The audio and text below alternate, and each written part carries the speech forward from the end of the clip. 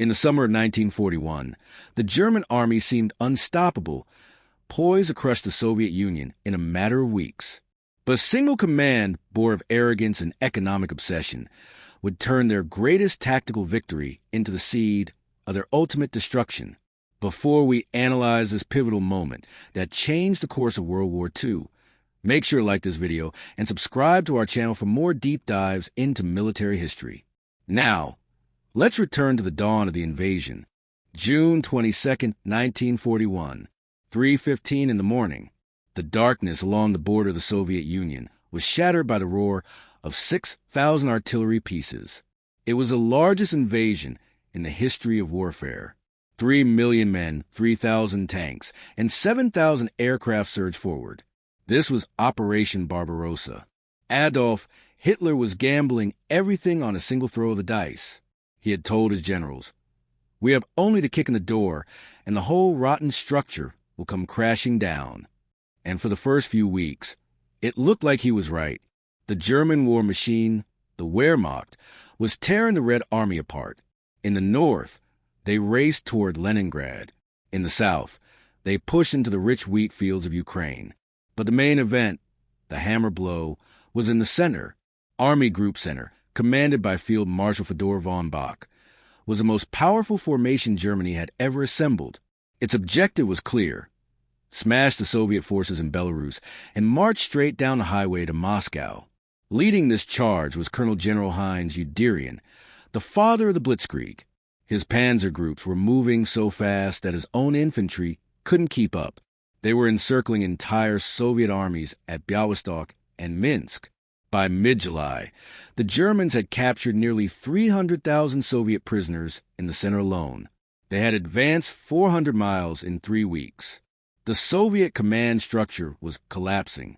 Stalin was reportedly in a state of nervous shock, retreating to his dacha, unreachable for days. To the German High Command, the war seemed won. General Franz Halder, the chief of the Army General Staff, wrote in his diary on July 3rd, "It is essentially no exaggeration to say that the campaign against Russia has been won in 14 days. But as the dust settled on the captured city of Smolensk in late July, a dangerous reality began to emerge. The map looked good, but the logistics were a nightmare.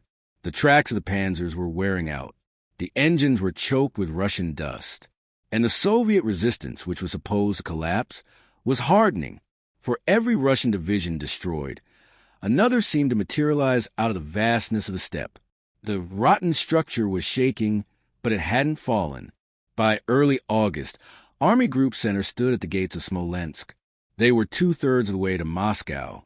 The Soviet capital was less than 200 miles away. The road to Moscow was open. The Soviet forces defending the capital were disorganized, demoralized, and lacking heavy equipment. Guderian and his fellow panzer generals could practically smell victory. They believed that if they struck now, hard and fast, they could take Moscow before the autumn rains began. Taking Moscow wasn't just about capturing a city. It was the hub of the entire Soviet rail network. It was the communication center.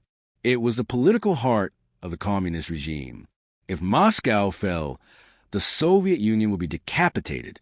General Halder and Field Marshal von Brauchitsch, the commander-in-chief of the army, began drawing up plans for the final push. They called it the Moscow option. But back at the Wolf's Lair, Hitler's headquarters deep in the East Prussian forest, the dictator was looking at a different map. Hitler wasn't obsessed with Moscow. He was obsessed with economics.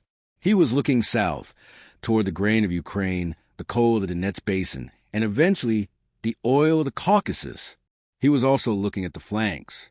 He saw that while Army Group Center had surged ahead, Army Group North and Army Group South were lagging behind. This created a massive bulge in the line. The German flanks were exposed. Hitler began to interfere. He issued Directive 33, suggesting that the panzers of Army Group Center shouldn't go to Moscow. Instead, they should turn north to help take Leningrad and turn south to help take Kiev. The generals were horrified.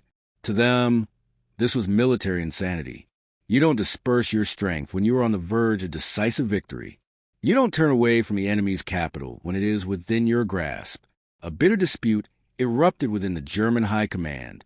It was a battle of wills between the professional military logic of the general staff and the ideological, economic warfare of Adolf Hitler.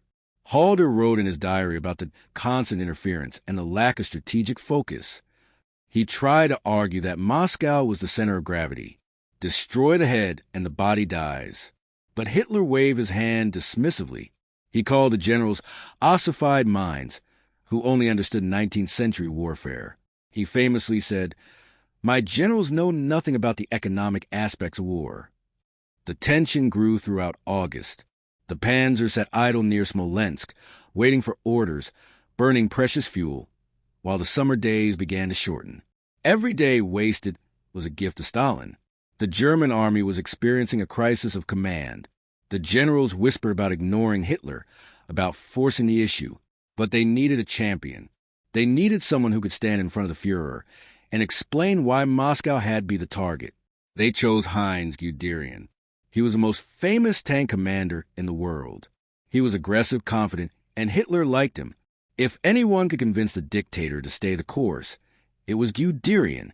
On August 23rd, Guderian was summoned to the Wolf's Lair. He arrived with a mission from the general staff: save the Moscow offensive, save the campaign. He walked into the conference room armed with facts, figures, and the desperate pleas of the soldiers. He was prepared to fight the most important battle of the war, not against the Russians, but against his own commander-in-chief. Imagine standing alone in a room against a dictator who holds the fate of millions in his hands. This wasn't a battlefield, but a conference room where professional logic of war clashed with ideological fantasy. The outcome of this meeting would determine the fate of the Eastern Front.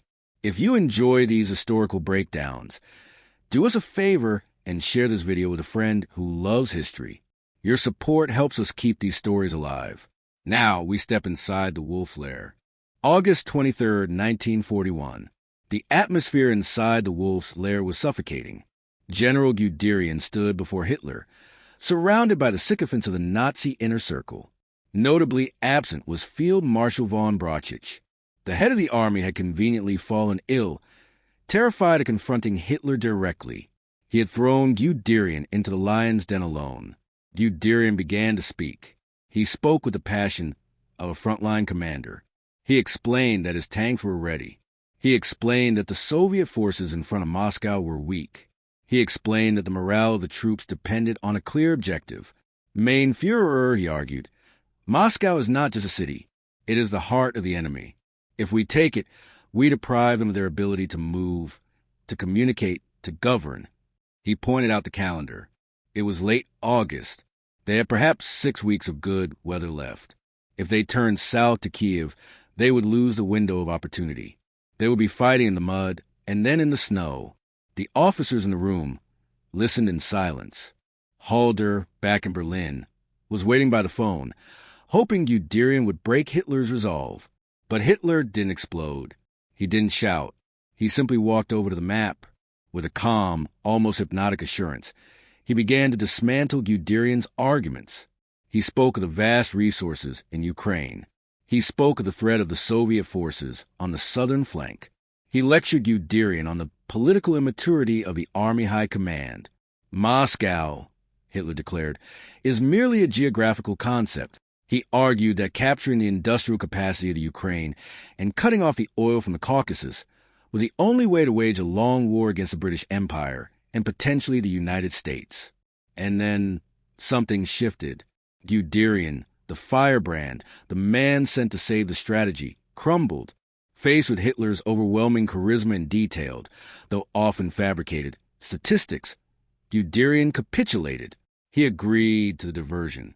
He agreed to take his 2nd Panzer Group and turn them south, away from Moscow, to help encircle the Soviet forces in Kiev. When Halder heard the news, he was apoplectic. He felt betrayed. He wrote that Guderian had let them down. But the order was given. The die was cast. The engines of the Panzer IVs roared to life, but they didn't head east toward the spires of the Kremlin. They swung 90 degrees south. From a tactical perspective, the maneuver was a masterpiece. Guderian's tanks drove south, while General Kleist's 1st Panzer Group drove north from Ukraine. They were closing a gigantic set of steel jaws around the Soviet southwestern front. Stalin refused to believe it was happening. His commanders begged him to allow a retreat from Kiev. They saw the trap closing. But Stalin, echoing Hitler's stubbornness, issued the order, stand and fight, not a step back. It was a death sentence for the Red Army in the south. On September 14th, the German pincers met at Lachwitzia. The trap was shut. Inside the pocket was the largest concentration of troops ever surrounded in the history of warfare. Over 600,000 Soviet soldiers, thousands of tanks and artillery pieces. The Battle of Kiev was a slaughter.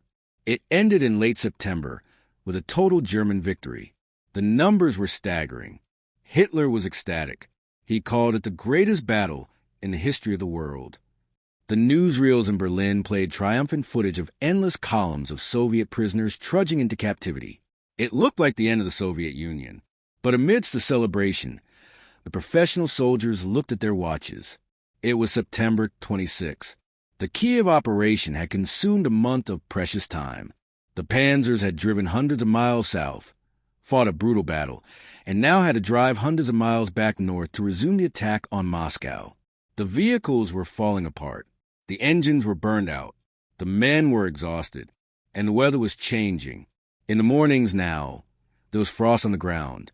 The sun was setting earlier. The birds were migrating. General Winter was coming. Back in Berlin, the mood in the general staff was grim. They had won a massive tactical victory at Kiev, but they feared they had committed strategic suicide. Hitler finally gave the order to resume the drive on Moscow. It was codenamed Operation Typhoon. The goal was to crush the remaining Soviet armies and take the capital before winter set in. On paper, the Germans still had the advantage. But the Soviets had used that lost month of September well. They had dug trenches. They had mobilized the civilian population of Moscow. And most importantly, reports were coming in from far east. Soviet master spy Richard Sorg had informed Stalin that Japan would not attack Russia. Stalin began moving his elite Siberian divisions, fresh, well-equipped, and trained for winter warfare, from the Manchurian border to the west. While Hitler was celebrating Kiev, the hammer was being raised for a counterstrike. They were close enough to see the golden spires of the Kremlin through their binoculars, yet they were fighting an enemy far deadlier than the Red Army, the Russian winter. This is the tragic finale of the gamble that broke the Wehrmacht. If you've made it this far, hit the notification bell so you never miss a chapter of history. And let us know in the comments, do you think Germany could have taken Moscow if they hadn't turned south? Here is the cold reality. October 2nd, 1941, Operation Typhoon began. At first, it seemed like the magic of the Blitzkrieg was back. The German army smashed through the Soviet defenses at Vyazma and Bryansk. Another 600,000 Soviet soldiers were captured. Hitler announced to the German people, the enemy in the east has been struck down and will never rise again. But then the rains came. It wasn't just rain, it was the Rasputitsa, the time of no roads. The unpaved Russian tracks turned into rivers of glue-like mud. Trucks sank to their axles. Horses died of exhaustion trying to pull artillery. The mighty German panzers, the symbols of technological superiority, were reduced to crawling at 3 miles per day. Supply lines broke down. Shells, fuel, and food couldn't reach the front. But the one thing that definitely didn't reach the front was winter clothing. The German High Command, in their arrogance, hadn't prepared for a winter campaign. They thought the war would be over by October. Now, soldiers were fighting in denim combat tunics as the temperature dropped. By mid-November, the mud froze. This was a double-edged sword. The ground was hard enough for the tanks to move again, but the cold became a new enemy. The temperature plummeted to -20, then -30, then -40 degrees. German oil froze in the engines. Gun breeches jammed. Soldiers suffered horrific frostbite. Yet, driven by the desperation of their commanders, they pushed on. By early December, the lead units of the 2nd Panzer Division were in the suburbs of Moscow. A reconnaissance battalion reached the town of Khimki. Through their binoculars, the German officers could see the golden spires of the Kremlin glinting in the winter sun. They were 18 miles away. They were so close they could see the prize. But they were a spent force.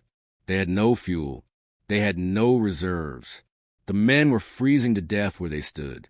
On December 5th, 1941, Guderian, the man who had argued for the Moscow advance back in August, realized it was over.